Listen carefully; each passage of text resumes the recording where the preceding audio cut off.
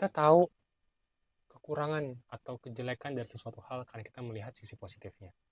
Dan ketika kita membuang-buang waktu, maka sebenarnya kita akan tahu sebenarnya nilai negatif daripada kita tidak memanfaatkan waktu sebaik-baiknya itu seperti apa.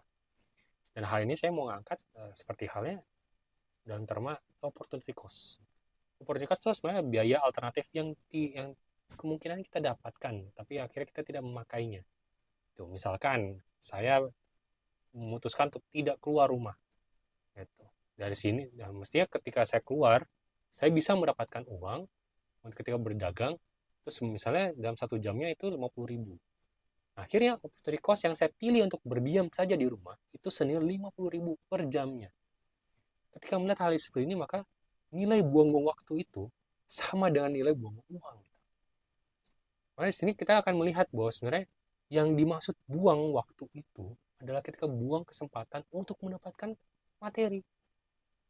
Ya, mungkin ini akan sangat berguna bagi seorang pebisnis. Mungkin ini sangat berguna untuk bagi seorang menjadi pekerja yang lebih produktif. Tapi ketika kita mau melihat masa hidup kita itu lebih tinggi daripada hal itu. Sehingga terma ini tidak menempati tempatnya di sini.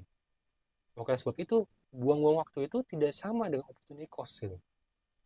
Karena kita tidak bisa tahu secara pasti apa yang sebenarnya menyebabkan orang mendapat sampai kepada benefit yang akhirnya menguntungkan dia seumur hidupnya gitu. Karena bisa saja dengan saya berdiam diri di rumah, saya bisa melakukan hal yang baik gitu. Dengan cara beristirahat, dan akhirnya mental well-being saya kan jadi lebih baik gitu. Tapi itu dalam kasus yang lain. Tapi saya ingin mengangkat di sini bahwa nilai buang-buang waktu itu ada pada opportunity cost itu. Ada cost, ada biaya. Gitu. Nah, sebenarnya mungkin hal ini luput dari kita dan akhirnya menjadi sebuah hal detail kecil yang terlewatkan begitu saja. Tapi dari sini saya ingin mengangkat bahwa kita sama saja membuang waktu itu sebenarnya seperti buang-buang kesempatan untuk mendapatkan uang. Atau mungkin kita juga apa yang disebut buang waktu adalah misalignment with the core value. Atau sebenarnya tidak line-nya dengan core value saya. Misalnya adalah bahwa prinsip saya adalah saya ingin hidup bebas. Saya ingin bisa pergi jalan-jalan kemana saja. Ketika saya harus menetap dalam satu tempat, maka sebenarnya itu tidak sesuai dengan nilai diri saya. Dan akhirnya saya menyatakan diri bahwa itu sama seperti buang-buang waktu saya. Nah, misalnya dengan kebebasan saya yang terenggut seperti itu, maka saya memutuskan untuk tidak bekerja sebagaimana orang kerja kantoran. Oh, karena nilainya seperti itu. Menurut saya akan buang waktu ketika saya bekerja kantoran. Padahal, jika ditelisik lebih jauh, ada beberapa hal yang sebenarnya menuntut kita untuk bisa lebih fleksibel dalam hal melihat itu.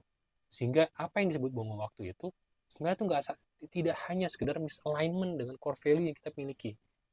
Tapi itu juga lebih daripada hal itu. Atau juga kita disebut buang waktu hanya ketika kita menghabiskan waktu untuk sifatnya hura-hura atau sifatnya leisurement saja. Kita bersantai ria tanpa memiliki makna yang mendalam. Santai-santai akhirnya membuat kita jalan-jalan, mungkin sekarang sebutnya adalah healing gitu. Saya jalan-jalan untuk healing diri saya gitu. Mungkin bagi beberapa orang itu menjadi buang waktu gitu. Tapi sebenarnya buang waktu itu jadi suatu hal yang sifatnya kalau dia tidak menghasilkan sesuatu hal yang sifatnya materi gitu, atau enggak menjadi mendapatkan karir lebih tinggi gitu. Atau mungkin menghabiskan waktu dengan bersama keluarga gitu. Yang dimana di ini menjadi sifat hal yang sifatnya paradoks itu. Mungkin satu sisi kita sebagai pekerja itu harus bekerja dengan baik.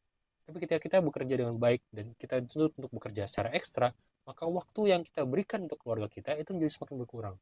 Ketika kita fokus pada keluarga kita, maka sebenarnya waktu untuk bekerja kita menjadi berkurang juga. Dan ketika di sini kita kan seakan-akan melihat adanya paradoks dalam kedua hal ini.